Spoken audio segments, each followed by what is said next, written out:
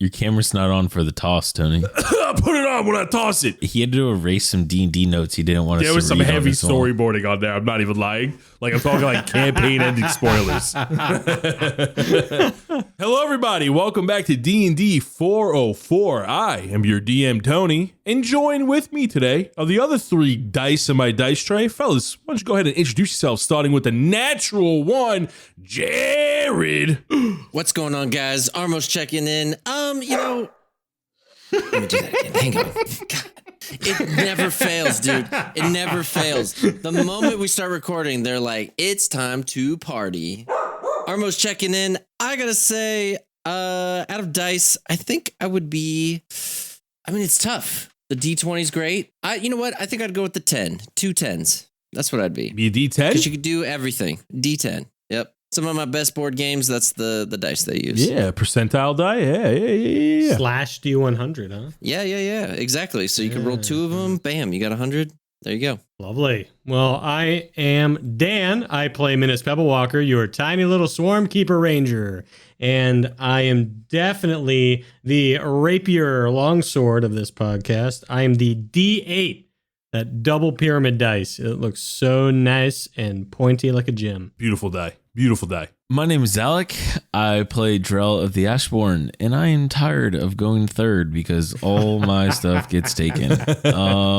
My favorite dice, I think, would have to be the D12. It's a solid die. Yeah, it's good. It's kind of like the D10, just 2 points better. It covers a lot of stuff. It always feels good when you're rolling a little extra damage. It's good. I like it. It's just 2 better than Dan. Yeah. Actually, Jared. No, Jared. Oh, yeah. Jared. It's 4 better than Dan. Yep. Exactly. We know what yours is. My name's Tony. Oh, yeah, you know what it is? I've said it multiple times. It is the D4. Yep. The D4 is my favorite die. It's the best. It's the best way to balance like traps, monster attacks. If somebody's getting too full of themselves and you just want to do enough damage that won't kill them, but make an impression, a D4. Wait, what? What's that? What did I say? I didn't say anything, right?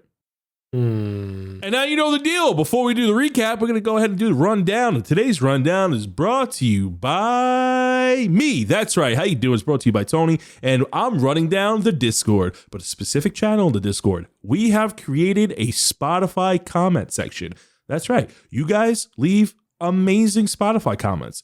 Some of them are wonderful and truly heartwarming. Others are questions that we can't answer because it's not a feature on there. We can't answer Spotify comments in the comment section. And if we did, you wouldn't be alerted. So we're going to go ahead and answer those comments in the Discord. So go ahead and check that out. If you're not in the Discord, you should be. You're late to the party, bud. And now with that being said, we're going to go ahead and roll a giant rubber D4 who decides who does the recap. Or I am number 1. 2 is Alec. 3 is Dan. And 4 is Jared. Woo! What's up? I'm on a roll today. Rolling it. Wait a minute. So dark. You rolled it in a dark room. It's nowhere to be seen. It's behind a chair. That ain't me. I have no idea whose side that is anymore. 2. Hey, baby. 2 times in a row. Fuck, You just gotta talk about homicide, dude. The whole last episode was about homicide. So Finally, Alec does it twice in a row. You know how it feels. Yeah, that's right. That's a first. I feel like Alec always gets out of it. Yeah, I'm even thinking about using my reroll right now, but I don't think I'm going to. Okay, let me get my notes real quick. Nope, these are my notes from last one that I had to do. Okay, the last episode. Hey there. Yeah, it's me, Drell again, here to tell you about what happened last episode. So, last episode, the gang made their way to Hubert Hubble's farm. After an odd standoff with Hubert, he welcomed us with open arms. While talking with him, we actually realized that he had a giant bloodshard sticking out of his back. After sharing a meal and good conversation with Hubert, the bloodshard became a topic of conversation. Hubert talks about how he's happy with his life and how he'll just get it checked out next time he's in town. And Drell recommends not removing the shard because that's not really what Hubert wants. But Minnis and Armos convince Hubert to risk his life and try to remove the shard. Unfortunately, the procedure fails and Hubert dies. We were unable to bring Hubert back to life. After a lot of sad times, the gang gave him a proper funeral. we decided to use Minnis's Plathiosaurus named Priscilla to get on the river and head towards Sanlow. And on the way to the city, we got attacked by gnolls because, again, Armos and Minnis did not listen to Drell when they said we should not go back for the tooth. They both decided to make poor decisions, which, you know, when you play stupid games, you win stupid prizes. And here we are. I'm starting to see a pattern with evil tooths. We are starting to see a pattern of what happens when you don't listen to Drell. That's the pattern. Evil teeth. I didn't even make that connection, and I'm writing the damn story, dude. Oh, dude. Bard, play that intro. Good morning, good afternoon, and good evening, and welcome to the world of Humbrea, featuring 3 first-time adventurers and 1 very patient DM. This is DND404. Okay. Fellas, boyos, we pick up session 89 down a bustling river on the back of a Plesiosaurus, Minnis's Plesiosaurus to be precise, named Priscilla. As the 3 of you were riding the back in awkward silence after just accidentally killing Hubert Hubble, gnolls ambushed you on the sides of the river as all of them attacked you with crossbow shots. You hear the echoes of hyena laughter off in the distance, rustling in the trees and foliage shaking about. You know you are swarmed on both sides. Going down this river, you are traveling at a moderate pace. Minnis, you do have control of Priscilla, and Priscilla will go on your initiative. Currently, you notice that there are 5 gnolls on either side. They look hulking, a little mutated in a way where like various body parts are larger than the others. Their eyes are glowing bright red. Armos, you get the strangest feeling that they're just staring at you with bloodlust. And as you hear them chomp their teeth, crossbows reloading, and sinister laughter, we're gonna go ahead and roll initiative. Yo, Oh my god. I got Mine- 1. Ugh, I got a 4. Oh my gosh. I got a 15. The gnolls are on an unknown turn. Okay. We're gonna go ahead and start combat at the top of the round. Initiative 15, Drell riding on the back of Priscilla, the friendly Plesiosaurus, now looking serious and stern as it realizes it's getting ambushed. And the riverbanks are between 25 and 30 feet away. It's not like a straight line. It's rigid mountains, and some hills are closer to you than others. Drell, as you are riding on Priscilla's back on Initiative 15, what are you doing? Okay, so I would like to kind of get a lay of the land and see, you know, are all of these gnolls that are on the shorelines, are they ranged or and have like ranged weapons, or do some of them have like melee weapons as well? Since you are riding on the back of Priscilla and you are 30 feet away, you will need to make a perception check here. You can go ahead and use your bonus action or your movement action to make that check. Cool. I just will not use my movement, and that is going to be a 23. Yes, so when you look at them, they all look equipped with crossbows, long bows, and a variety of sharp daggers and swords. They don't look like they have the same equipment like coming out of an armory. They all look like they have different items. Some of them are made out of bone, some of them are made out of steel. No 2 gnolls look alike, as like some of them have huskier, muscular legs. Some of them have beefier arms, and they all have bloodlust red eyes. They're drooling at the mouth, and they look ferocious. Cool. I was just going to figure I want to attack anything that can attack us. So if any of them were just melee, I was not going to worry about them. Okay, so with that being said, I would like to go ahead and throw my hammer at the first gnoll on the west side of the shore. Absolutely. Go ahead and roll a hit. And as I'm doing this, I'm just going to say to Armos, I'm just going to say, oh, wow, I wonder why we're being chased by gnolls. And that's going to be a 22 to hit. That's going to hit flawlessly. That's going to be 12 damage.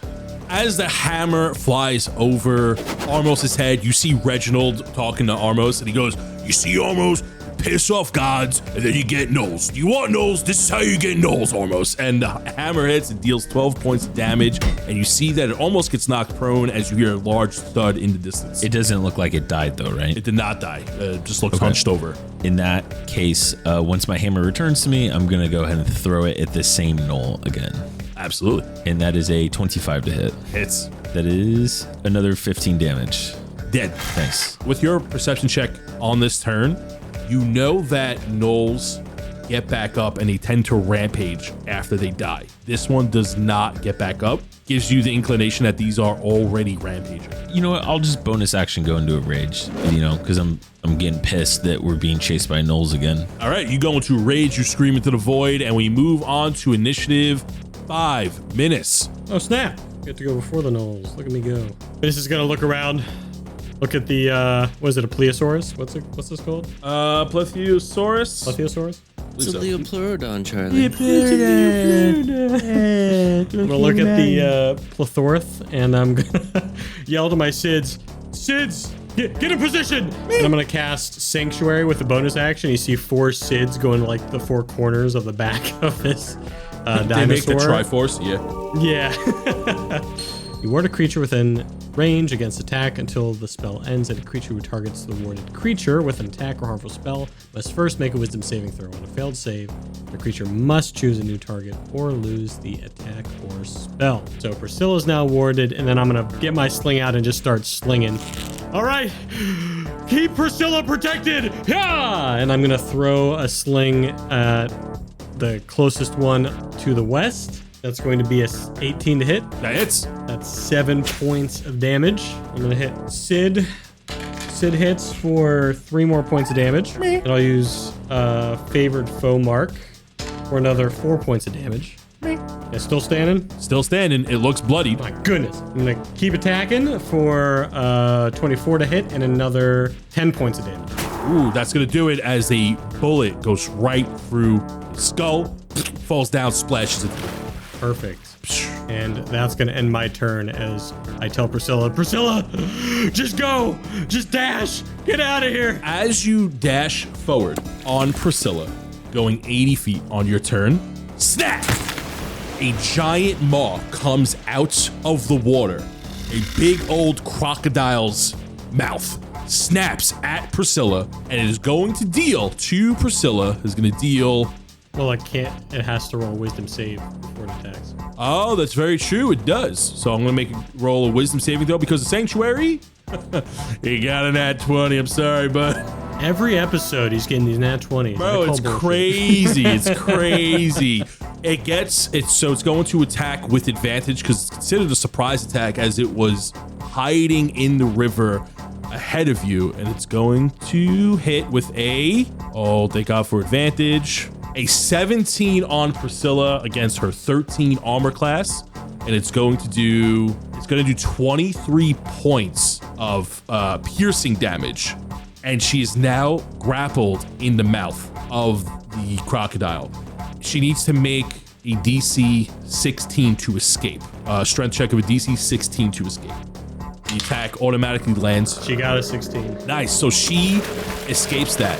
However, there is a second mouth that rises out of the water. It is indeed a 2-headed crocodile, massive in size. Oh my God. It's huge, and it's going to take another bite on Priscilla. It's a 25 to hit, dealing an additional 16 points of damage. So you are now like in the way. You are currently stopped. This thing is very, very large to get around. It is taking up a significant portion of the river. I'm going to go ahead and put it on the board for you. We go ahead and move to initiative 3, Armos and the gnolls. All right. Fun fact, one of the heads is a crocodile, the other one's an alligator. Do you know the difference? What shape was the first one's snout? One open with the top half, the other one open with the bottom half.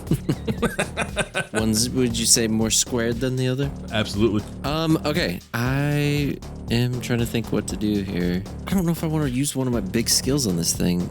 I mean, it seems like it. All right. Feeling confident from what I did to that last dinosaur, this ancient dinosaur that's still around in this river. I'm going to blast it with my finger. You use Finger of Death on it? That's amazing. You don't got time for this. Yeah. We got places to be. We gotta go. Look, I'm already sick of the gnolls and hearing Drell saying "I told you so." So, in that case, Finger of Death. Yes. What do I need to do? Constitution saving throw. Constitution saving throw. Okay. Makes a Constitution saving throw. It failed. All right, and it takes a bunch of dice and damage, which is 68 damage, which is also necrotic. You blast the ray from your fingertips and it goes through the bottom of the jaw, through the top of the jaw of one of the heads, and this thing's flailing around, it's thrashing, and it's barrel rolling into place. It's not dead, but it looks very messed up. I'm going to bonus action and use Reginald to go get some fingers. No, it's in the water. Too bad, get going. And I take him by the ears and I throw him at the thing.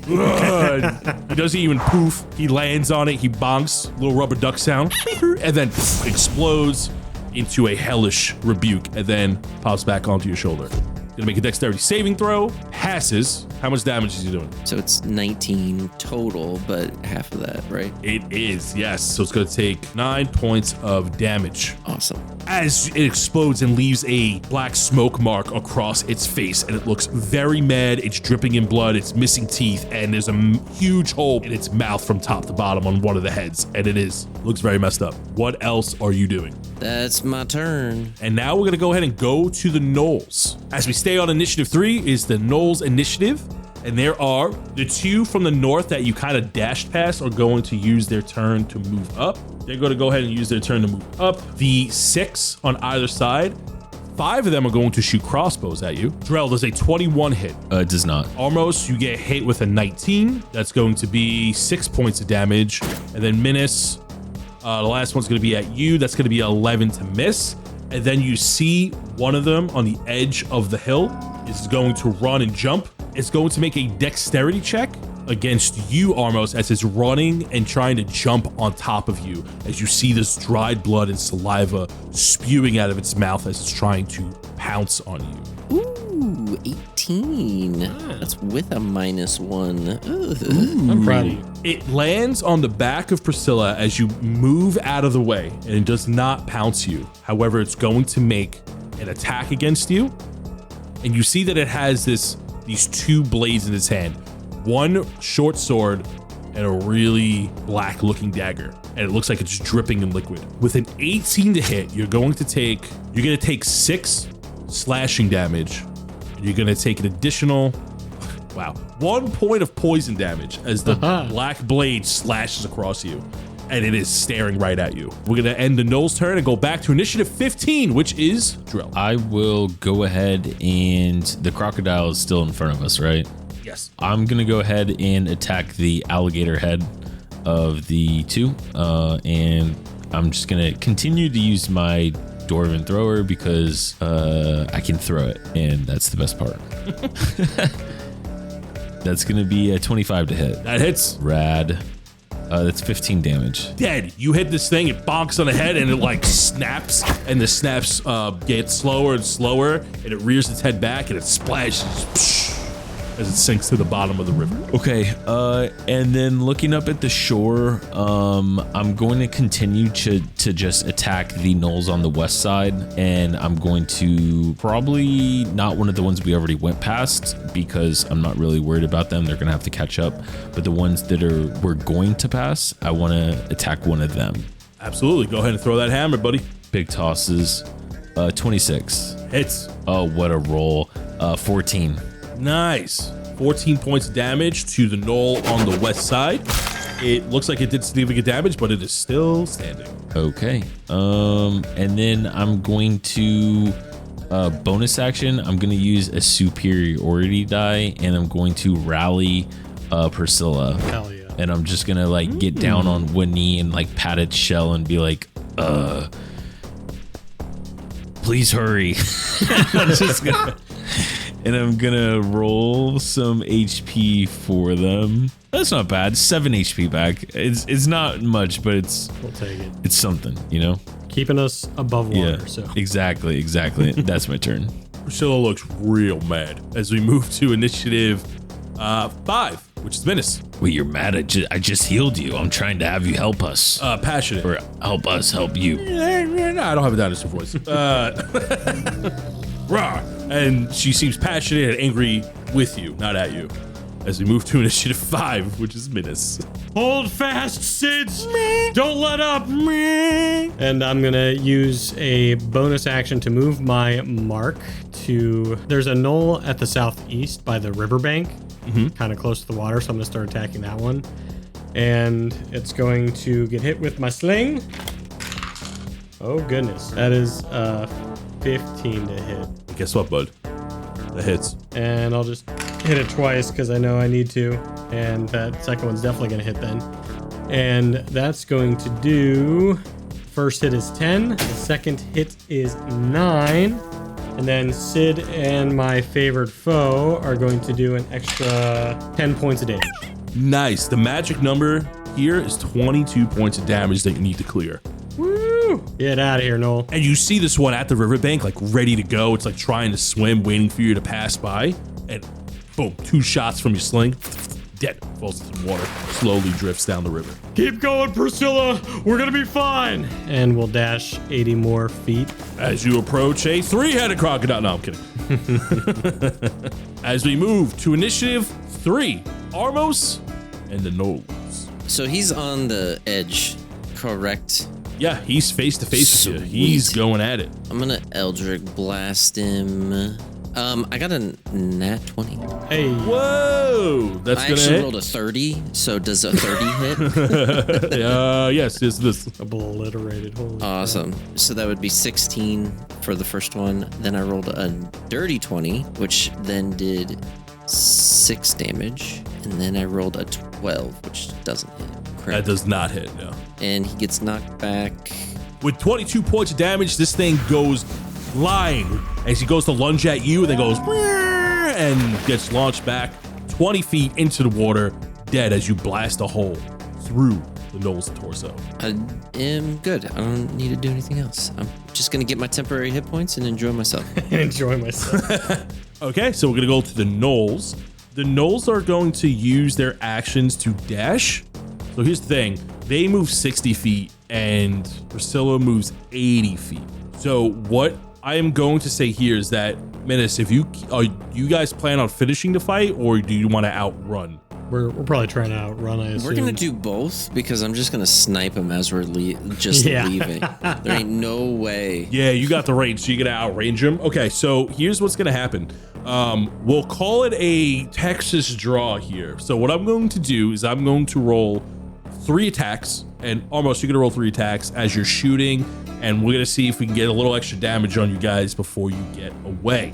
So we're going to go ahead and just roll 2 attacks on each of you. Crossbows, because those are in range. Drell. Uh-oh. Both those attacks miss. Yes. Armos. Sweet. Both those attacks hit. Ooh. You can take 10 points of piercing damage from crossbow bolts. Ooh, it's half though, because Oh, you're piercing. I am piercing. It's finally paying off. You said slashing earlier. I'm like, damn it. I picked the wrong one again.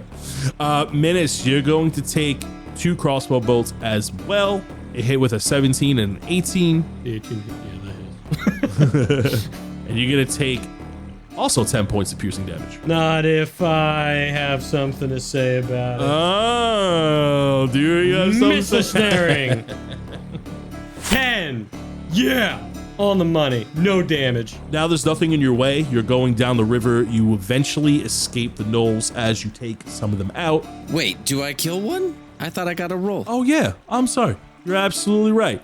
Go ahead and I roll. want to get some temporary damn hit points back. Roll twice for me. I think he's able to hit like at least all of them. So I got a 24, so 13 on that one. We'll say one of the weak ones is dead. Ooh. Okay, I got a nat 1 on that one. Let's just not talk about that, and we'll just go ahead and skip to the last one.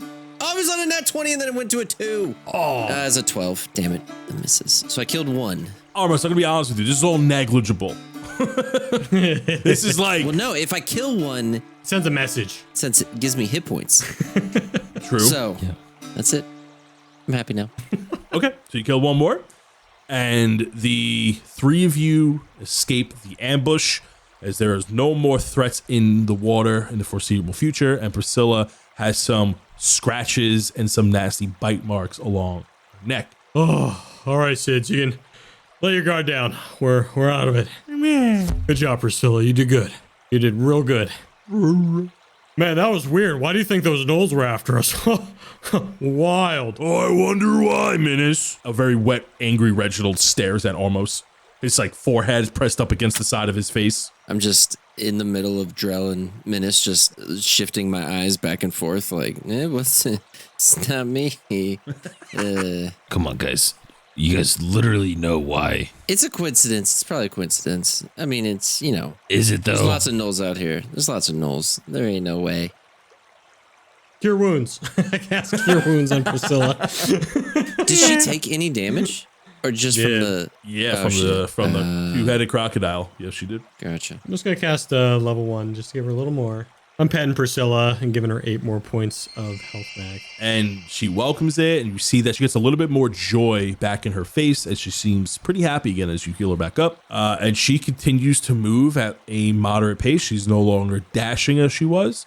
What are the three of you doing or talking about as you are still sailing down this long river? Okay, I think we need to have a serious conversation about jumping to conclusions and doing, irrational things just because it pops into your head, okay? First, I was down to get the tooth, okay? Then we left, all right?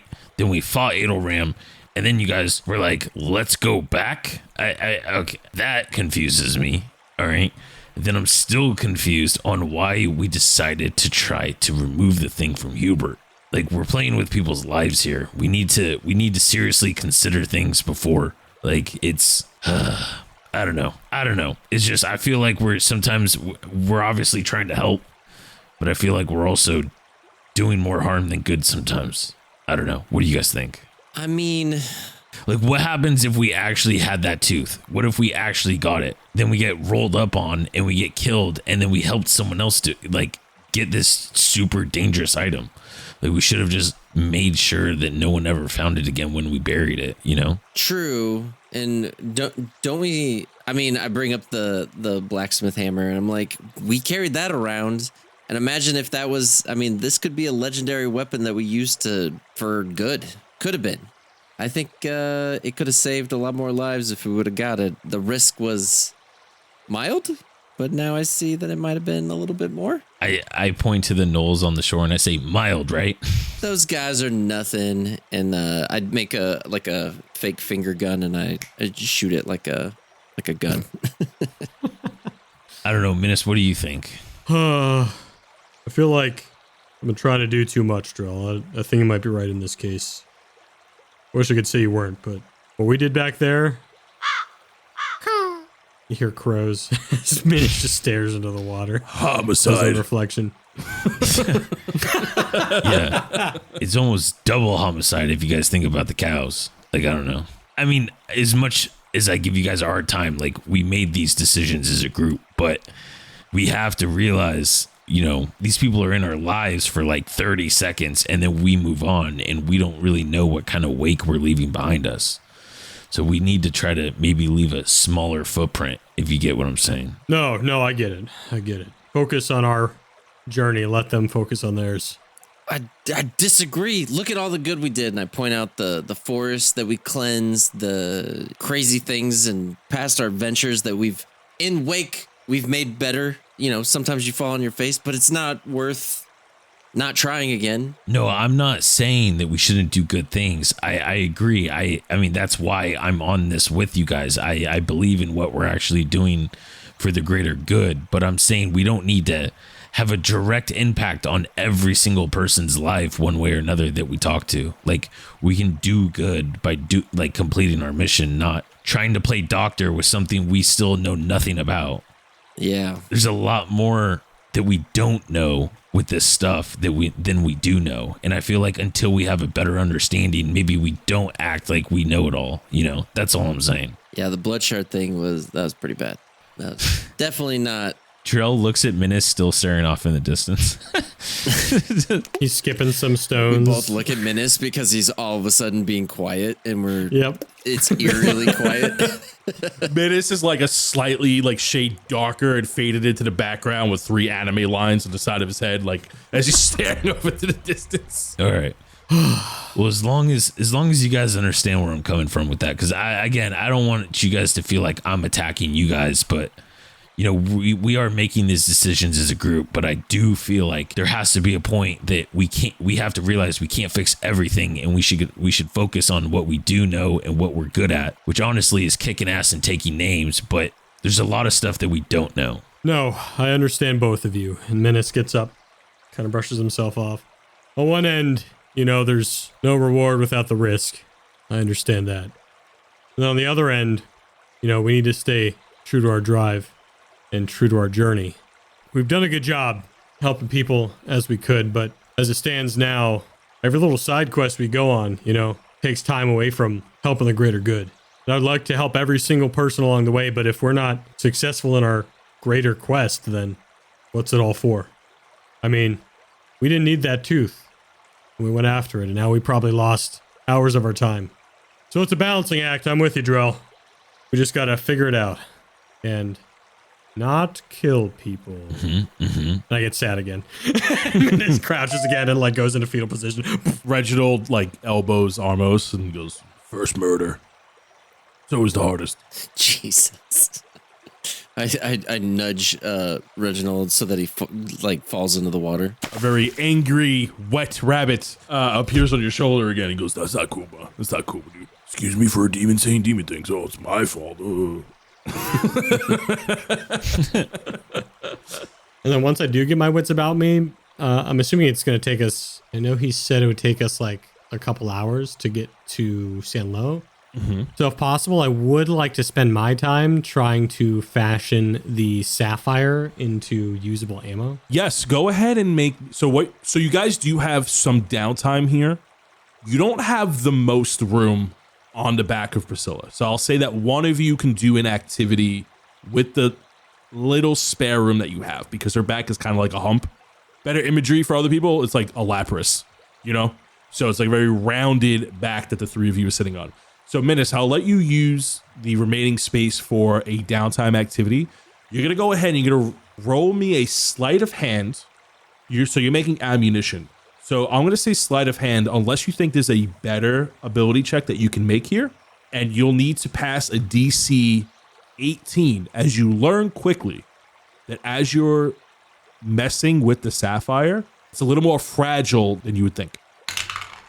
All right, that's going to be a 23 sleight of hand. You take a chunk of the sapphire, and with a 23, you manage to make... How much sapphire did you have?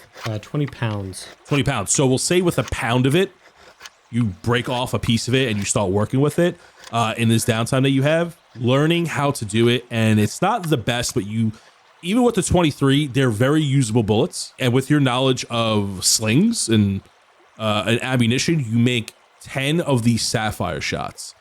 And even with a 23, as nimble as you are, it seems like a blacksmith would need to use this to make the best that they could be. And you feel like it has a little more oomph to it. It's not a +1, but you do know that they feel specific to a very specific type of creature or a very specific scenario that you would use these in. I guess we could short rest if we need to, right?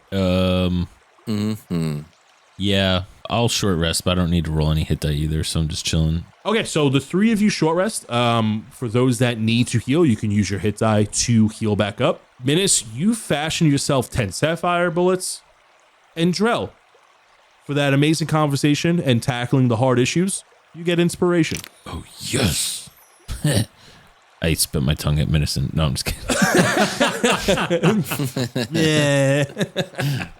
After several hours of sailing down the river, you arrive at your destination. You travel along the river and around the bend, and you see a large dock made out of large logs bound together with some large canoes and a sailboat. Along the docks are Minotaurs, carrying crates and cages filled with various goods and animals.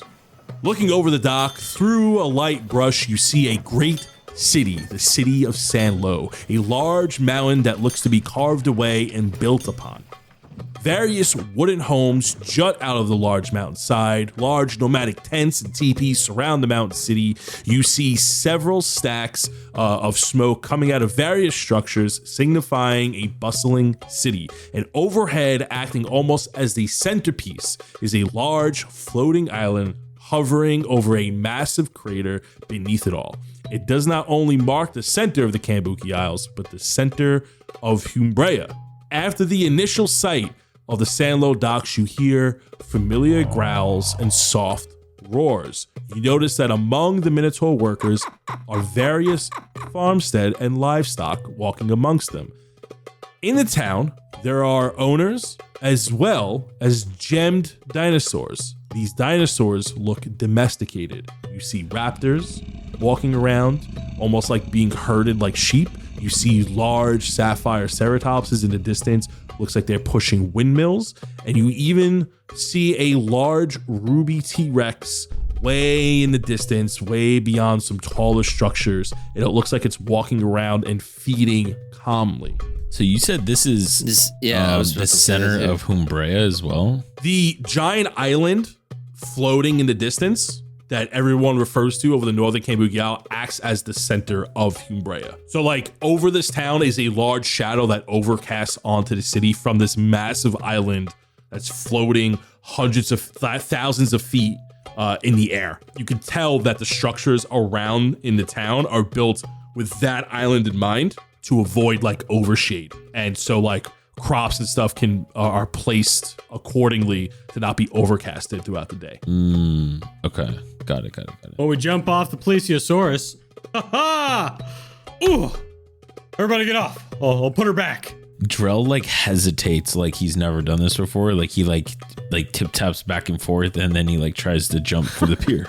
So as the three of you are sailing on the Plesiosaurus, you notice that there's an open space at the dock between these large Minotaur style boats. Everybody is a Minotaur. There are various sizes. The smallest Minotaur you see is hovering around 6 feet, and the tallest ones you see are around 9 feet tall. They are all massive, bulky, very svelte. They all look like hard workers.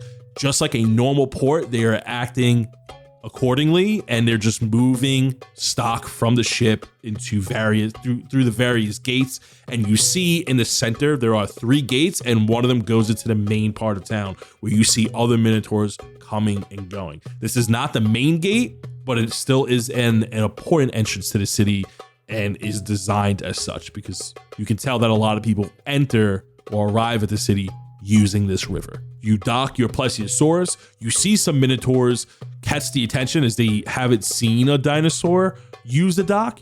And as the 3 of you step off, Minnis, you raise your gem. Priscilla gives you a smile, and just like a Pokeball, Priscilla goes back into the stone. And now the blue stone that you have looks dull. It looks gray, and you know that it needs time to recharge before you can do it again. 4 days to be exact. Is it 4 days? Wow, 4 so days? long. Yeah. Goodness. All right. No more water travel for a little while, guys. Or else we're going to have to find a ship. I turn around, my eyes super wide. Whoa. Armos, there's a lot of beef here. I think you would actually like the Minotaur lore, Reginald. Oh, really? Can't wait for you to tell me about it. And it rolls his eyes. Yeah, we were born into this world as monstrosities. We used to kill and savagely torture humans for years and centuries. But now we, after years and years, have become a little calmer. I'm actually interested. I would love to hear more about your Minotaur lore. So the 3 of you are on this dock. You see that there are various stands. It looks like they're selling stuff in bulk. Like you see some tradesmen there like selling crates of food for the ships that may be setting out ready to sail the next day. If you need like supplies in bulk of like general goods, you see they're walking back and forth. They're not paying much mind to you. As you walk down the docks, you know that they're not moving out of the way from you. So like Armos and Drell Minnis, you are nimble enough to move out of the way. I would say you're a little more excited than the others to see what's going on, but Armos and Drell are definitely getting like bumped into and unapologetically getting pushed. Ow. Excuse me. Yeah. Jeez. What the heck? People are so rude around here, Minnis. What's that? And I'm kind of up ahead, scrambling around, looking all over the place. Hey, I'm walking here. You see one of them puts a hand on Armos to like shove him out of the way. He goes, move, we're busy. And then pushes Armos to the side as he just like walks right through him. Whoa. And he was being rude? They all seem kind of rude, but they are all Minotaurs. They're all hulking and they're all dock workers and they're trying to move stuff. And it's in the middle of the day, so one could say it's probably well into their shift. No, never mind.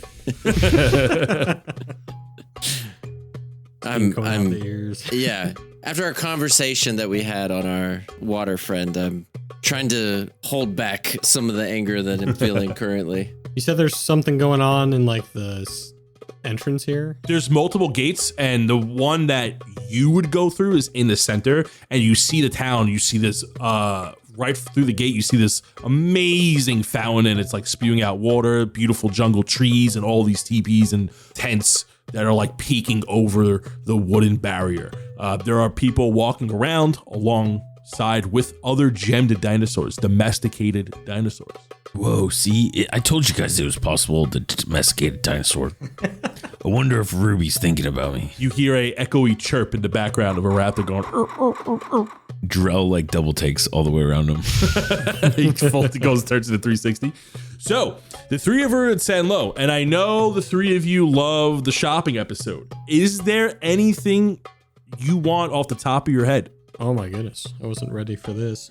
I want to see if there's like a brewing supply store, and I want to maybe try to work on new brews, and I want to see like what local ingredients they have around here. While we're here, I'll look for like any sort of Minotaur. Obviously, he's gonna take way too many souvenirs for his cart. Okay, fair enough. That's just gonna be like in and out of every shop. There's gonna be little knickknacks. He's like, oh my gosh, I never knew we had this kind of Minotaur stuff. I just gonna throw that in. But any potions, if there are any potions, we could stock up on potions for sure. As you're walking through the gate, thinking about the supplies you want, like a blink of an eye, like you don't even remember the last few steps you've taken, you find yourself inside of the city already. Very quick, like a whiplash. You're already inside the city. Minnis, you already have like a snow globe in your hand, like a little toy, a little knickknack to put on your desk. Like, you know the bird that dips into the water? It's that, except it's a cockatrice. And it's dipping into the water. It looks handcrafted. You're not sure where it came from. You think you might have swiped it, but like, you feel like 5 minutes has just passed, and now you have these knickknacks in your hand, and you're like so excited. And you do see potion shops, you do see blacksmiths, you do see breweries. There is a tavern in the town. You see a lot of these homes, and you see like buildings kind of just building on top of each other as they're like engraved into the mountain. It's weird because now you find yourself in the middle of the like marketplace where you're like looking for different things. So we'll start with Drell. Drell, you do see a potion shop. Okay. And you see a sign. It's a big tent, and it is called the Cured Brew. And as you walk inside the tent, you see a tall, skinny Minotaur with all white fur, with large, wide bovine horns. Very skinny, does not look muscular. Looks very, it looks like the book type. And he turns around and he has like, just a vest on, just covering the top half with a little loincloth. And he goes, "Oh, customer, humans, welcome. Name's Lionel. How can I help you?" And the shop is more of like just a bar with all these bottles on it, and like all the stuff is behind him. It looks like a request and receive type of place. Hello, Lionel. My name is Drell of the Ashbourne. I was wondering if you had any brewing supplies. I'm also a brewer myself. I pull out like one of my brews and I like show it to him. And I was just wondering if you had any local ingredients that I might be able to use for my next brewing experiment adventures. Oh, absolutely. The jungle of the Kambuki House is lush with thick foliage, different herbs and ingredients to use. Is there anything specific that you're looking for? Something What kind of pep are you looking for your step? That would be a good one. Anything to maybe increase the pep in my step, if you know what I'm saying. And I Little more muscle in the armory, and he taps on his muscleless bicep. No, more like I don't know. Well, what are the options? I guess. To your heart's content. I mean, we have herbs to increase your strength for a little while. We have herbs to make you faster, make you jump higher, make you a little more intellectual. I mean, I'm already pretty smart. So what about the ones that make me move faster? I like that. That's absolutely. I don't know if you got my thing saying more pep in my step. That's kind of where I was going with that. But yeah. Of course. We have Swift Thistle, and he turns around and he gets some herbs, and it's like in a giant bouquet, and he slams it on the table, and he goes, "This is Swift Thistle. You'll mix this in with your brew, whatever type of ale you're making or possible potion. You want to add some of this Kambuki salt," and he takes out the salt, and there's a jar of black salt. It looks like pepper. What you want to do is you want to ground up the Swift Thistle and then sprinkle some of the Kambuki salt on them, and then when those are mixed together nice and taut, you will add it into your brew, and it should give you some additional pep. Mechanically, it will raise your dexterity by 2 for an hour. Oh, okay. So I was looking for anything that could increase my speed or my movement is like really what I was getting at. Oh, then you just want to add some of this, and he pulls out another weird grain of salt that I can't think of the top of my head. No, he pulls out a different flower. He moves the Swift Thistle, and he's like, cousin of the Swift Thistle, the Quick Thistle, and it's a much robust flower, and he slams it on there, and this one's much more yellow and green and vibrant. And he goes, "This one will make you run faster. And this one with your brew will add an additional 15 feet of movement for an hour." Okay. I will take a bag of each. And 1 bushel will cost, he goes, for you, human, very nice, very smart. I could do about 15 gold a bushel. I look at Minnis to see if the guy's ripping me off. You hear a crash all of a sudden, and Minnis drops a bunch of knickknacks on the floor, and he looks up, he's like, "Oh, hey, Drell, I didn't know you needed potions too. I was just shopping around getting some souvenirs." I pick up at least 20 odds and ends. Minnis, you have no idea where these are coming from. You don't even remember the interactions you're having when you're buying them. They're just like appearing in your hand. Minnis. Ah. Minnis, where'd you get all that stuff? Oh, the outside in the marketplace. Is that where you got it? First I went to the shop with the blue tent, and then I wound up to the yellow tent. I've been all over the place, Drell. As long as you got me a snow globe as well, we're good, all right? Yes, and I pick up a random snow globe. Yeah, this one's for you. Sick, sweet. Sure enough, there's a snow globe in your cart. Okay. I turn back around and I say, "I think you got a deal," and I toss him 30 gold for a bushel of each. Yep, go ahead and add Quick Thistle and Swift Thistle into your inventory. Then I pop up. All right, I put my stuff away. What was your name, Lionel? Yes, sir. Child. Hello. Yes, child. Do you have any of those potions that like makes you bigger? An enlargement potion? Yes, I can absolutely brew them for you. That's the one. Yeah. I've heard about them, but we never had them in my village. Oh, what tribe do you hail from? I am from the Ivory Boulders. And I puff my chest out.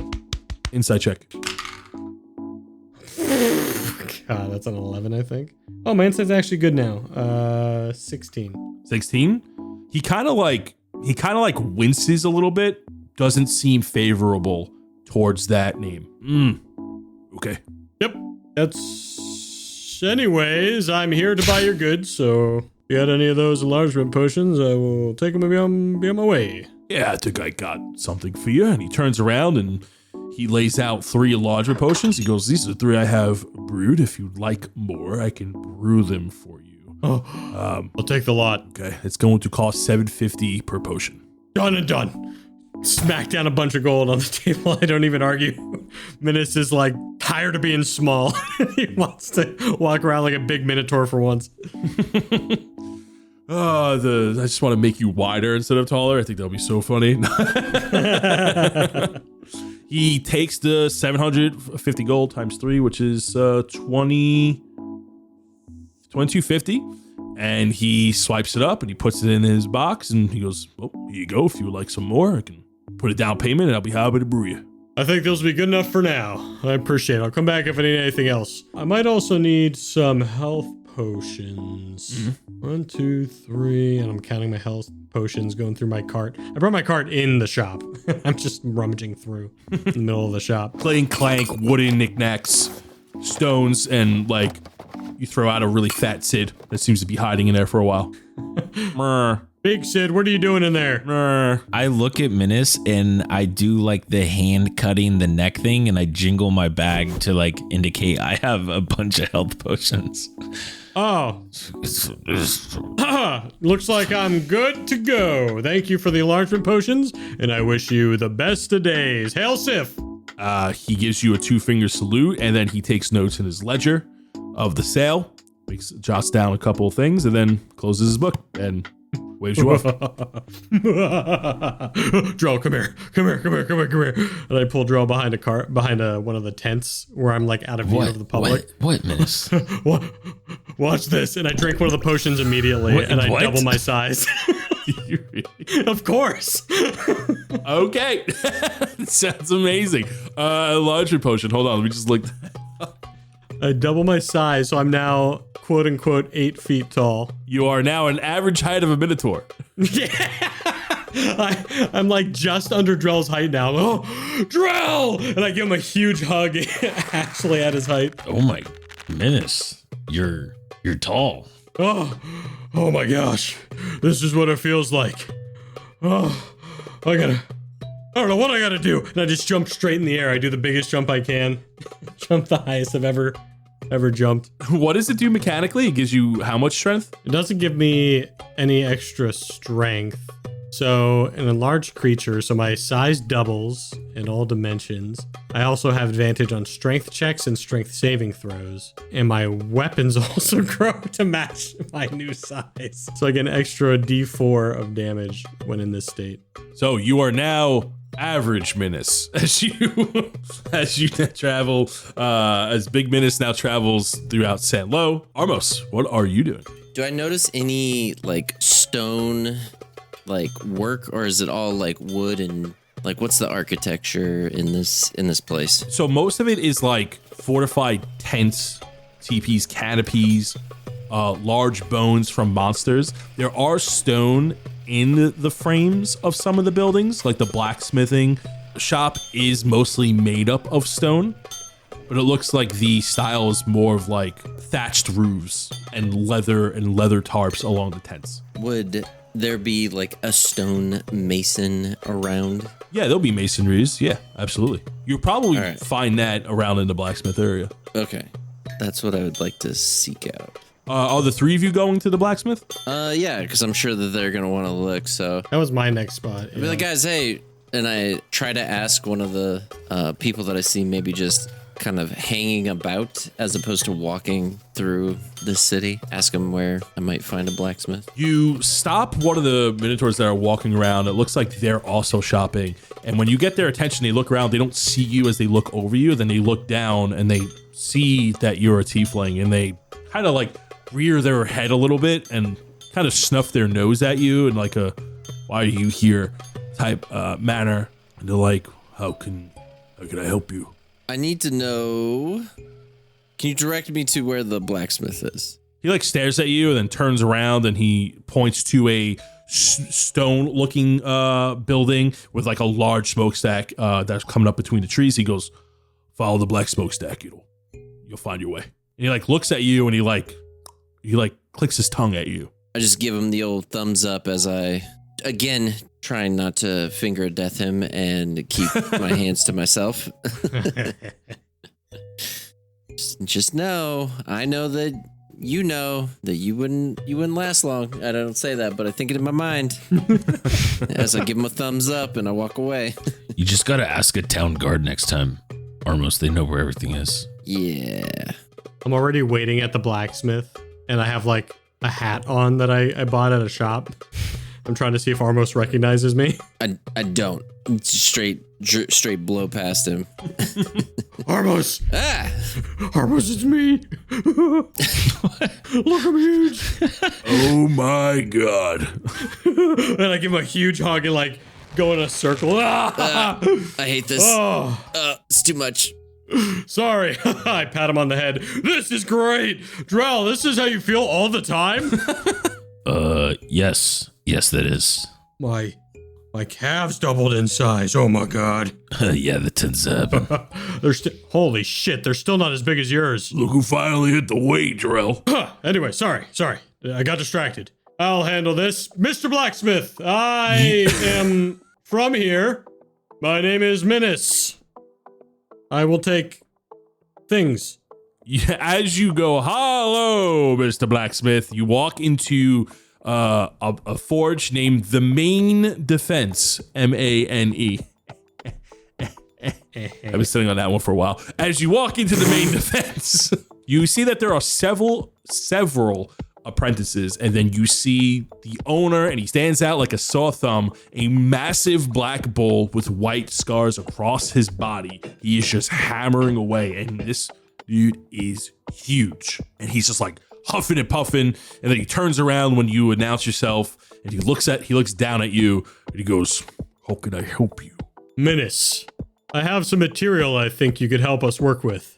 I pull out the 19 pounds of sapphire. Interesting. How did you get that sapphire again? We were looting. We killed some of the raptors, got it from there, and then the T-Rex, I think, had it, right? Yes, it was a T-Rex. When it was on the ground. Oh, right, okay. Shit. I turn to Armos. I go, what if it was an endangered species? Oh, and I pull out what I have from the one raptor I did it to, too. Oh, yeah, he does have a little nugget. Yeah, in this. The three of you lay out the gems that you took, that you excavated off the dinosaurs, and he looks at them. You see he kind of grits his teeth, and he goes, "Not the method I would have used to procure these." What do you mean? He looks at you, and he goes, "Was it out of self-defense?" I told you it was endangered. Yes, listen, we came across it. We found another dinosaur that was feeding. We actually got rid of a dangerous ravage dinosaur with dinosaur rabies or something like that. You say dinosaur rabies? Go ahead and make me a persuasion check. Okay. That was more Minnis just not knowing what it was. Just 12, flat 12. You see that he doesn't believe you or is buying your story. He looks not enthused. He can tell that you see, when you look around, you see emerald and ruby and sapphire weapons hanging on the wall. Swords, daggers, knives, arrows, bullets, sling bullets, crossbow bolts made out of these gems. So he looks very experienced in it. And he looks at you and he's just like, he knows you carved these out of the animal straight from the back, like you were skinning it. And he doesn't look very excited. He goes, "What do you wish to do with these gems?" Make ammo out of it. Okay.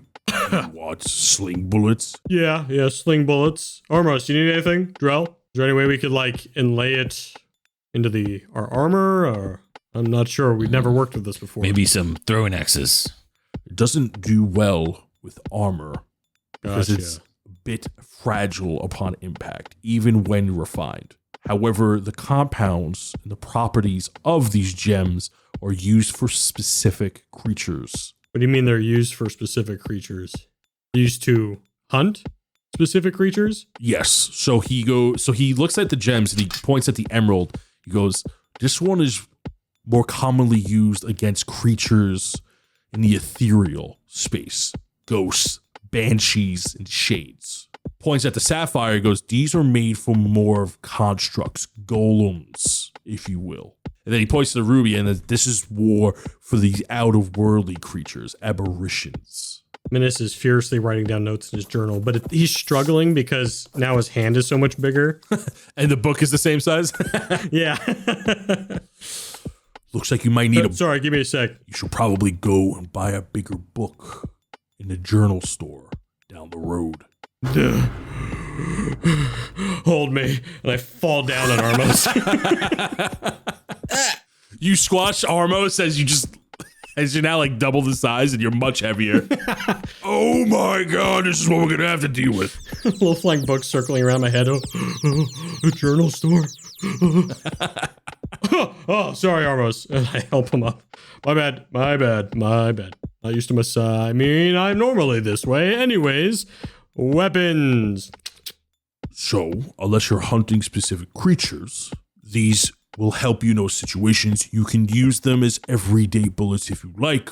However, you might have more success with them if you use them what they're designated for. I see. This is my first time using material like this, so it's good to know. What about, can you just make me like a sick necklace or like a bracelet or something I could just wear? Sure, I can fashion you some jewelry. Yeah, nice, sick. I'll do that. Okay. It won't do anything. No, that's fine. No, it's fine. I mean, it's going to make me look fucking cool.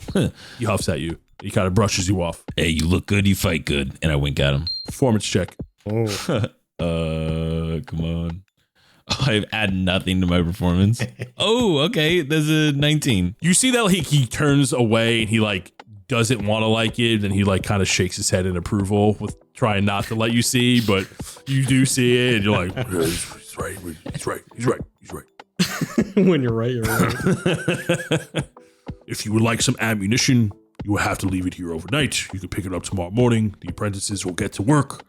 For bullets, would you like, what kind of ammo are we talking here? Would you want arrows or would you want something else? Oh, sling bullets, please. Okay. For 6 shots, it'll be 400 gold for 6 shots. If you would like some extra sharpness on it, it'll be an additional 75. And he pulls out like a little chart, and you see it's very well organized, and he has a chart. Basically, you could pay 75 gold 3 times to make it a +3 shot. So 75 gold is for each layer. You also see the pricing chart for weapons. It's 4k gold for a gem weapon, and it's 1k per sharpness level. +1, +2, +3. All right, I'm gonna leave this overnight, and if possible, I would like 24 sling bullets, please. Any sharpness to them or just flat bullets? With the maximum sharpness possible. Okay. If I'm gonna work with you, I might not see you again. I want your best quality work. What was your name, by the way? Furlos. And he gives you a nod as he appreciates the fact that you want his best work, and he appreciates that. And he goes, "You'll have my best work." And he shakes your hand. And while I have you, and I'm shaking his hand as firmly as I can without being aggressive. He's very aggressive. Have you ever heard of anyone? Oh, guys, what was that name again? Doric? Ever heard of anyone named Doric? Know any other blacksmiths by that name? No blacksmiths named Dwark here. All right. I want to roll an insight check when he says that. Go ahead, roll me an insight check. It's a 19. It looks like he's withholding information. I mean, you said there's no Doric here, but I mean, he asked if you've ever even heard of somebody named Doric. Haven't heard of a Dwark in my life. He stares at you. I don't know. It kind of seems like you do, though, because I mean, when he said that, I saw a little twitch in your eye. Don't know who Dwark is. All right, I'm gonna let this go because I want a really cool necklace, but I do like the eye-to-eye thing, like my eyes and then his eyes. Well, while we're here, do you have any suggestions on places we might visit? We have one tavern in town. What? For outsiders. Whoa, wait. For outsiders, so there's like other taverns, but we can't go there? We have places to rest our head for those a part of the community. Clubs and insider. Oh, I love clubs. There's a tavern near the docks of Milk and Honey is the name. You can go. They're happy to lodge you. You go there for a drink and take the night for yourself if you like. So when can I expect this necklace? Tomorrow morning. You see that he's really short with you. Oh, we know. You don't get the feeling that he likes you very much.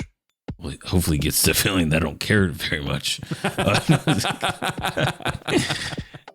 amazing. I don't know. Drell just turns around and walks away. All right, see you later. Okay, and the 3 of you leave. Oh no, Armos, you needed something, right? You needed some stone. Yeah, we kind of just hijacked Armos's blacksmith adventure. Sorry, Armos. I didn't need a blacksmith. I need more of like Needs a cup of water. a stick that's been struck by lightning. Do you have any of those? No. What I was Okay, so when we were with Brittany, we got those plans, those blueprints, right? And it was for like some, correct me if I'm wrong, for some kind of statue. It was a statue that was planned to be built in one of the layers of Aramor here. So I want to see someone about, to see if there's someone in town that has something that could maybe construct a statue for me. Oh my god, statues of us. That's such a good idea, Armos. You go to ask him about like stonework and statue work, and he goes, we don't really raise statues to people here or craft them to weird gods and oddities. We don't really believe in that sort of thing. And Good, because that's not what I'm looking for. I'm looking to get one made here if, you guys are talented enough. And I want it shipped on one of those rickety boats that you got out there. And I insult him by him and his clan at the same time. And then shipped somewhere. Do you guys have the talent for that in this little town of yours? we don't deal with South Trillis. And he gets real close to you. And he goes, the last statue that was in this town is destroyed in the center as a reminder that we do not believe in false gods. I mean, it's not for a god. I mean, that's silly. Or idols. You guys do that? I mean, that seems kind of, you know. Cool. So we're going to go to the tavern now. You have a good day. We'll see you for our stuff. And I'm like tugging on Armos' shoulder because Minnis is worried we're not going to get our stuff if we anger the guy. Like, I'm really struggling to drag him, but he's never dug his heels in so much. I have a feeling we're like staring eye to eye and I just feel like a cape is being pulled and I'm still stuck in like one position. Armos, you're leaving dirt tracks. As I'm getting pulled out of the shop. Okay, so when we go to this milk and honey place, I want to pass by that statue. Yeah, same. See what it is. Yeah, so you get the hint that he mentioned the statue, and you walk towards the edge of the marketplace. So you approach the statue, and only the base and the feet of the statue remain. So like a little bit below the kneecap is all that you see. Give me an investigation check as you're looking at the broken statue. Who's got the glasses? I got a 19. I got a 15. I got a 22. You guys all passed. It wasn't a that hard of a DC, but you notice that the feet, although are destroyed, there are hooved feet, but not of a Minotaur. It looks more like a goat. Oh. Perhaps a satyr. Excuse me, brother. And I stop just any Minotaur walking by. He stops and looks at you. Brother, what happened here? He sees that you gesture to the statue and he looks at it and he spits on the ground and walks away. Okay. Almost blatantly ignoring your question. I'm gonna... He looks insulted. What you got to do is you got to talk to a guard, bro. You just can't go up to anybody and start talking to him. Talk to guards for information. All right, Armos, let's talk to a guard, and I look for the closest guard. You see in the marketplace there isn't any guards standing about. However, you do notice that there are guard figures. So in the marketplace in the center, you can see that it trails off to the east side and the west side. The east side looks like it goes to like the residential area. You see a lot of close tents that look like homes packed together. And then the left side, the east side, you see this large structure near like a little pond. And you see a lot of books. It looks like a library from the outside. And when you walk down this road, you see that like there's heavy foliage on either side. And there are two very large Minotaurs. Their muscles are out. They're very pronounced. They look like gladiators almost, but they have hardened steel helmets on. You cannot see their face. The only thing that's sticking out from their head is their large horns. And they have massive spears and gladiator style shields. And they are guarding this road. And as you approach them, they're not even looking at you. They're staring ahead. Good evening, brothers. Hello? Hello? I wave my hands in front of their eyes. They are ignoring you. Oh, this is nice. You got, any hobbies? All right, guys, I don't like this. It's not working out. Everyone's mean here. Didn't expect this. You definitely get the sense that people are tolerating you, but you don't feel welcome. Like some of them are a little more open to outsiders. Like, the potion shop was a little more keen to you. He was a little more open-minded. The blacksmith was not open-minded to you. The guards are paying you no mind, but you get the sense that like it's a part of their job description to not talk to anybody. You're getting a royal guard sense. Guys, I feel like we should go to that tavern. I hate to say it, but there are going to be some friendlier faces at the tavern that might actually give us information. You're right. Yeah, I don't think you're wrong. Get people drunk. That's how we're going to get information. Also that. Minnis, as you make this suggestion, you turn around and you see this store that Foros mentioned about journals. It's like a little stand. You can like walk in and it's just like a quick little nook of all these little journals, and it's called the Lucky Goats Journals, Inkpad, Scrawl, and Transcribes. And there is a Minotaur inside. It is a woman Minotaur, and she seems to be stacking books away, and everything's color coordinated, and there are journals of all sizes. Am I dreaming? Drell, pinch me. I punch him in the arm. Ah! Okay, I'm not. Oh. What, Miss Sir? Jeez. Excuse me, miss. I love your establishment. You see that she's scared a little bit, like you caught her by surprise. And she turns around. It's a youngish Minotaur woman, around your age, Minnis, long blonde hair with a braid, brown coat of fur with white spots. She's wearing very large glasses. Looks like a bit of a bookworm. And she goes, oh, hello, yes, thank you. Thank you for coming by. How can I help you? Well, I don't know where to begin. I'm a bit of a journal enthusiast myself, and I pull out like 10 of my journals and hold them up. She instantly gets intrigued. She starts looking to him and goes, oh, he's taking such poor care of them. And she notices that pages ripped out, heavily drawn in. What do you mean?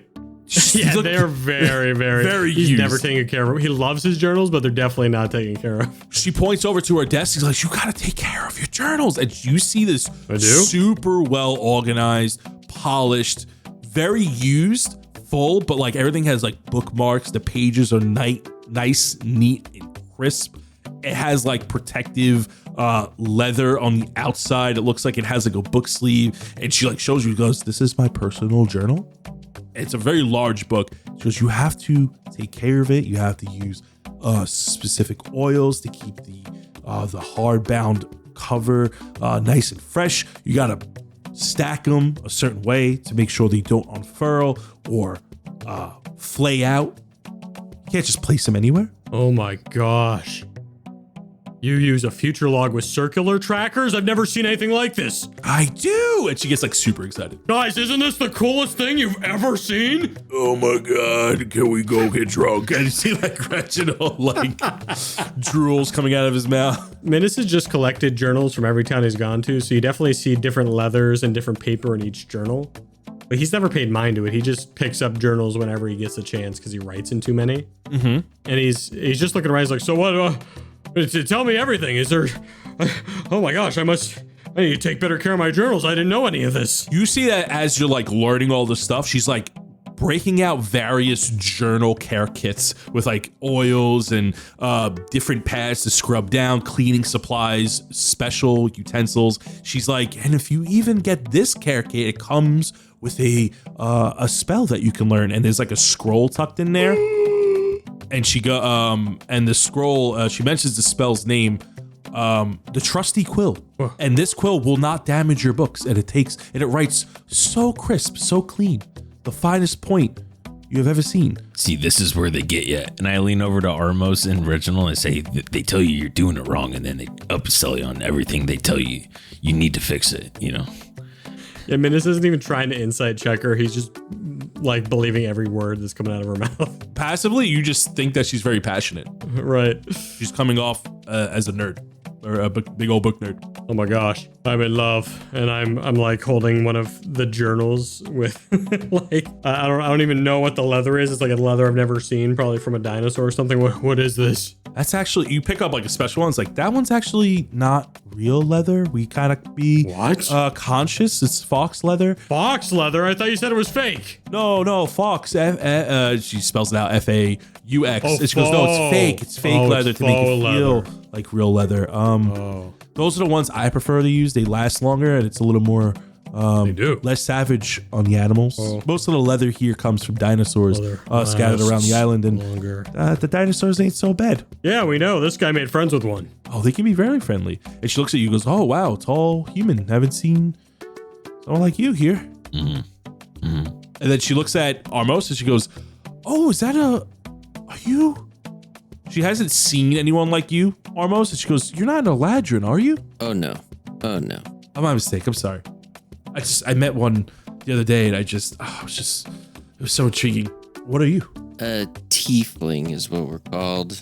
Not many of us around.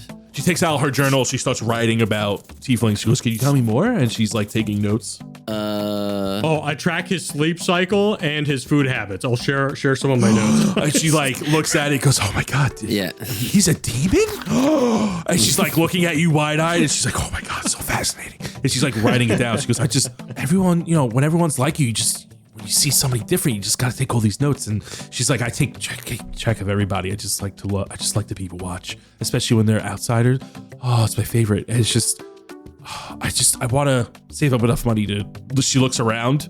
She goes, I want to visit the city of Armor so bad. Oh, well, yeah, Armor is quite fun. Yeah. Here it's like they have so many different types of people walking around, all walks of life. Been chased out. What's your name, by the way? Minnis Pebble Walker. She shakes your hand nervously. She says, Noomi. How do you spell that? Noomi. Noomi. Oh my gosh, I can't tell. I'm gonna be back here before I leave, but for now, just give me one of these huge kits, and I'll take 5 of your finest faux journals. Oh, okay.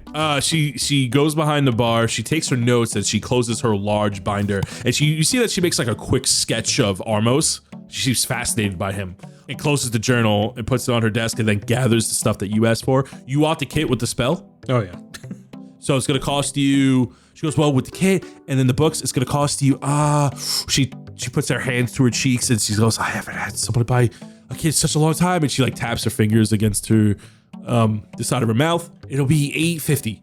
$8.50. I mean, that's about the price of scrolls, right, guys? Yeah, Drell shrugs his shoulders. He doesn't fucking know. I don't know the price, but I'll take it. Yeah, the scroll does amp up the value. I will say the journals are not nearly as expensive as those, but these are hand bound by myself. These are all crafted by me with precision, love, and care, and protected and cared for with the oils and substances that we make in-house to make sure your journals last the longest as they possibly can. Well, this is incredible. Oh my gosh, this comes with oil too? Oh my goodness. And I'm just going through the kit. So you get all the little knickknacks. You buy the kit, you get the spell, and you can definitely learn this spell. You are a cleric, so it's in your spell thing. It is a homebrew spell. You should have access to it. It's called the Trusty Quill. But I'll tell you what it does. The hell is that? Nothing. Minnis, did you drop your quills? Yeah, I got so excited. And she runs over and she like cleans up and she doesn't want to make a mess anywhere. It looks like if I weave together threads of color, imagination, I can create a large feathered quill. The quill lasts until the spell ends. It doesn't use ink. Oh my gosh. I can choose the color. Do it on solid surfaces. It won't break on stone. I'm salivating. Minnis is just ruling. Yes, so with the bonus action, you can summon this quill and you can use it just as you said. It also counts as a simple melee weapon. It deals 1d6 piercing damage, has the finesse, light, and thrown properties. In addition, anything that the quill has marked or inked, you get advantage on the next attack with it. If you drop it, you can use a bonus action to call it back to your hand. Not me cleaning up tea off the ground. While Minnis is playing with his newfound toy on the floor with all the ink that he just spilled, since she's the nicest person that we've seen so far, I want to start kind of asking her some questions about things that are a little weird in this city. Okay. So I asked her, I was like, "What? Hey, why is everyone so rude?" Or what's going on? They're not rude. Just a lot of people are here just like set in their ways. They don't really trust outsiders too much. Racist. A lot of bad history. I mean, before my time and probably a lot of people's time, but it's just we trade with people, but we don't tend to really like let them in, so to speak. I don't know why, but it's kind of our way of life here. We just kind of keep to ourselves. That's why I want to leave personally. Oh, that's kind of why I left my my clan. Oh yeah, just not accepted. Similar minutia. Yeah. How long have we been talking to this lady? A few minutes, maybe about 15, 20 minutes has passed since Minnis has been gushing over journals. I'm just trying to figure out how long Minnis has left in this potion. Probably an hour and a half. Oh, okay. I was thinking it was only an hour. Could you imagine? She falls in love with Minnis. Mid conversation, he like shrinks. So she is on the smaller side of Minotaurs. She's about 6, almost 7 feet tall. And she goes, yeah, so, my parents really wanted me to become one of the guards in the town. I really prefer the books and the knowledge. I spent a lot of my time in the library and really reading and learning about the world from what I can. Oh, I did the same thing. I was a scout for my clan, for my tribe, so... I was more so doing paperwork and reading and writing. Paperwork. Oh, sorry, I left one of my journals. Let me move that for you. And our hands like kind of touch as we both try and do the movement. Me and Drell grab each other and we're like, oh, it's about to happen. Oh my God. Reginald. Oh my demon lord. Sorry. And I blush and I grab my journal back and I'm like, anyways, oh my gosh, this one is singer sewn. I haven't seen these types of journals before. And I'm gushing again. I'm like, okay, get a hold of yourself, Minnis. Get a hold of yourself. We have questions. That statue outside, is there any more info you could give us on that statue? Nobody seems to want to talk about it. Why is that? She looks puzzled. And she goes, I don't really know much about it. I tried to look up information about it at some point in the library, but there's like no information about gods or deities anywhere in the library. It's more about like foraging and crafting and stuff, but any history we have, there's no mention of it. My own parents haven't talked about it. It's just like a thing that just kind of is there and they won't remove and nobody really acknowledges it. I see people spin on it, but that's about it. Yeah, we saw the same. Nobody's really religious here. I noticed. I sure noticed. Shame. Respect. Oh, this is weird. I didn't know you were not that religious. I'm just I just don't like when people push it on me. That's all. Well, yeah, I agree. You don't want to push it on it. People got to live their lives. Well, not everyone thinks that way, Minnis, unfortunately, anyways. Yeah, I mean, people could also use some gods in their lives is all. I'm just saying. Well, how about... Well, I don't know. We're headed back to the tavern to get a drink. I mean, you're more than welcome to join us and we can finish this conversation. Or, me and my patrons are thirsty. So, Minnis, you can hang out. We're going to go, though. Wait, don't you want to buy some stuff? My journal is really well taken care of. And Drell looks in his backpack and he just definitely doesn't have a journal. And he's like, I think I'm good. I would love to look at it. We do some repair services. No, it's secret. It's a private diary. It's more of a diary than a journal, and you're not allowed to see it. You finally followed my advice, and Minnis is gushing like, I told you to start a journal and you didn't. Oh, Drell, you've come so far. Drell slowly backs away, and he looks at Reginald. He's like, "Come on, let's go." I pull out my book, and I'm like, "Yeah, my journal just isn't. It's a little complicated." You pull out the evil tome that's like emanating darkness and visceral smoke, and the gem in it. She goes, "Oh my!" And she's like, she's covered her mouth. She's flabbergasted. I think you need more than a couple of oils to clean that one. Maybe we're working on that one. Holy water would do the trick on that one. No water, Armos. No water.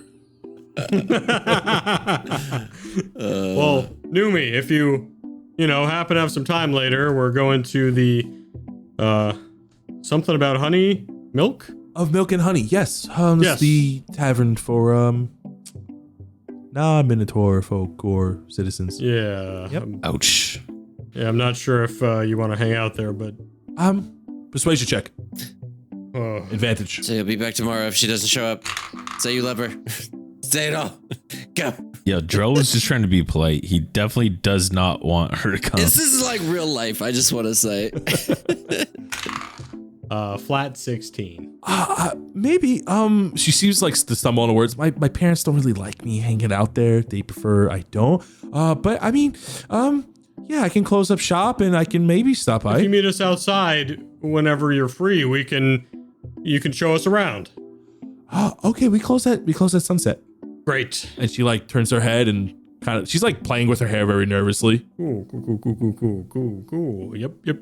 Did she go to a large journal, be like, drinks at sunset, and then like looks around and very smallly writes of milk and honey in there.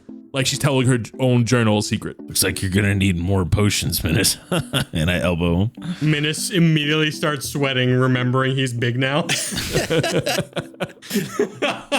I immediately grab Minnis before you can say anything dumb and start pulling him out of the place and be like, okay, thanks, goodbye. Okay, see you later.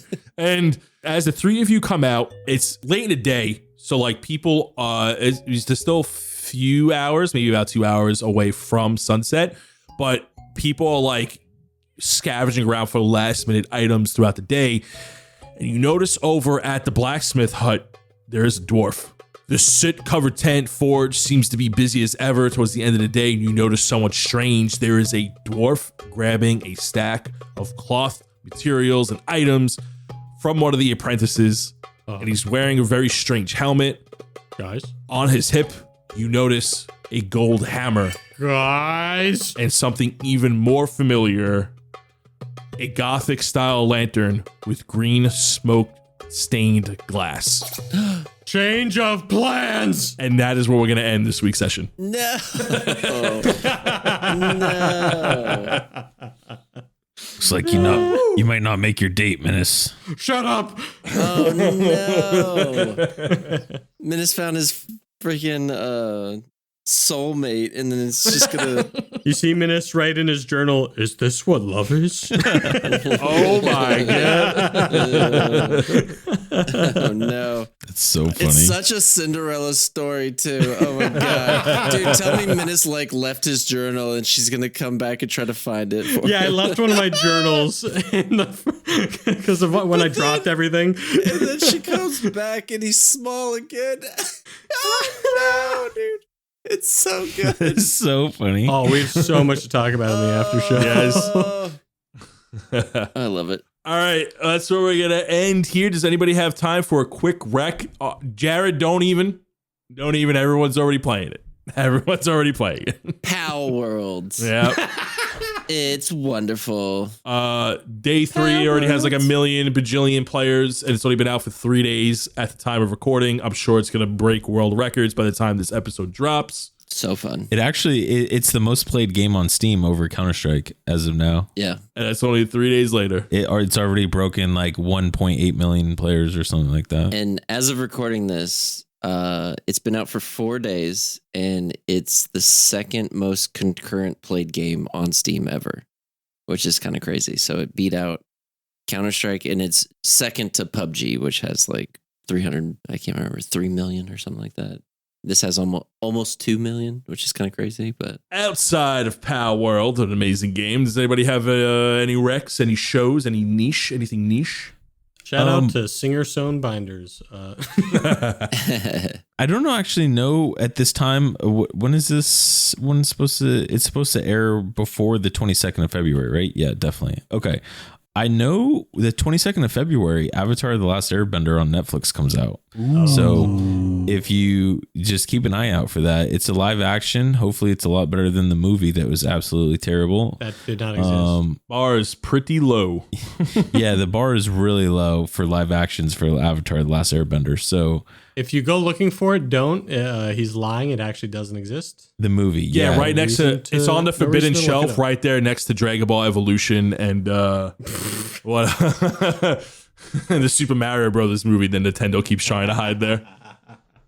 I have a DVD copy of that. Oh my god. But yeah, so that the show, you can like check out the trailer on YouTube or Twitter or whatever. I'm hyped for it. I think it's gonna be great. Yeah, the trailer looks sick. So I'm excited for it too. I think it's gonna be really good. I got high hopes after what was that, One Piece, the show? One Piece was good. Yeah. Yu Yu Hakusho. That's the wreck of the week. If you haven't seen a Yu Yu Hakusho live action, it's pretty good. I wasn't the biggest fan of the pacing, but Yu Yu Hakusho live action is pretty good. I would recommend watching it. Well, I mean, at this point, Dan, do you got a recommendation? I mean, I think we all hit one. Nope. Just go get yourself some good notebooks. You already shouted out a binder. There you go. All right. And with that being said, we're going to go ahead and move on to our Patreon supporters. Say goodbye, everybody. Later. Bye. Bye. Welcome back, everybody, to another Patreon shout-out, starting with the Bloodshard Bandits. A small fox peeks its head out of a giant footstep. Morgan Ulthil does the same. Hero and companion look towards their target, then back at each other with a worried glance. As silent as can be, the two hunters flank their prey. Washed in shadow, the beast can be seen breathing deep in sleep. It was not a giant after all. Artemis and Kemi Joe leave the Wildside Tavern in good spirits. You never knew Sir Jofferson could act so confident. The two barmaids even came along for the journey, as they are headed towards the Lucius farm and vineyard. Something feels off, but Artemis can't seem to put his gauntlet on it. Rocco the Croco continues east, not sure exactly what he will find along the way. After a half-day's journey, Rocco stumbles upon a young Kuotoa seemingly stuck in the mud. After reaching out to help, bang, chop, whack! The little guy hits him with a butterfly spin and swift strike to the jaw. The last thing Rocco sees before falling unconscious is a small ribbon waving in the wind. Baby Dread peeks out from behind the wrong show. The Dread, in his young drow form, holds tight to his mother. She picks him up and runs, shouting for someone in the distance. Peering over his mother's shoulder, Baby Dread watches in horror as the green flames spread like wild magic fire. The door closes just in time for Alara to force Julius into a duel. The tension is palpable as a ceramic tumbleweed made from the vase Minnis destroyed rolls by. Alara shifts her foot along the floor, shifting to a more optimal stance. Boom! Anma slams her fist down on a raptor, then waves at Reese. He found her just in time, as this new lead can't be left unled. Anma's smile turns to that of shock. With whimsy, Reese asks if his new hairstyle is really that bad. Before Anma can answer, Reese feels the breath of a giant reptile on his neck. Pow, blam, boom! Julius Kendrick throws necrotic magic this way and that, doing his best to keep his distance from this masked martial artist. Every time he thinks there is time to light his lantern, Alara shortens the gap. Aha! She was careless, and Julius blasts a hole right through her mask. But wait, there is no one behind that mask as it falls to the ground. And why does he feel like he is falling too? A young fighter donned in holy plate armor scans the bounty board of a local tavern. The barkeep shouts over, "Not much coin to be made there, laddie. Nor do we care to share it with someone like yourself." The fighter turns calmly and places a strong hand over the hilt of his sword. The barkeep changes his tone when he recognizes the face before him. "Prince Aaron, please forgive me." A man in the corner watches this happen, but there is something wrong with this man. It's like he's never held a fork and knife before. People are staring at the prince, so maybe he can sneak away during the shift in focus. Rains sweats as he tries to keep up appearances. Rommel sets up camp close to a portless shore of the Kambuki Isles. Sample after sample, he collects rocks, dirt, and bark, and takes note of their strange similarities. It is as if the terrain in this area shares a heartbeat with the plants rooted into it. He prepares a ritual on the ground with materials he collected. Let's hope he got the math right. And finally, Warden enters Humbrea once more, but this time with a new outlook. Fully decked out with new armor and new skills, this hero is sure to turn some heads. What kind of adventures will they embark on next month? Next are the Sidget College alumni. Andrew Hall sits sweating as he puts quill to scroll on his final test. Not because of the difficulty, but because of the broken Ray Frost conditioner. He's pretty sure he aced that test. Sacagawea has finished the arena, but now it's time to build his very first Rocket Boot League car. He paints the trim titanium white and prepares to train his newly enlisted club members. Patrick Wennerstrom, or should I say Punk, runs from the Red Guard, his bandmates close behind. As they dash away, Punk pitches a new song to his band members that goes, "I fought the guards and the guards won, Robit takes the end of the day bread out back to be thrown away at the end of his shift, but places it into a bag of holding instead. It is said great cities are built on great foundations. St. Chaos is trying to cut a distribution deal with Alusha's Farm and Vineyard, but has hit a bump in the road. Their head winemaker wants to meet in person. St. Chaos is now wondering if he can obtain a true polymorph spell with his wine-drunk rat army. Scoot Dude finally got back to us. I mean, Tragar Meltmetal is spending his last summer studying in a dusty cave, a few miles just outside the Sigil College. He's the first in his family to go to college and also the first goblin to ever get accepted to the Sigil College. Sergio Rodriguez frantically looks for the missing blood shards that he was supposed to be guarding.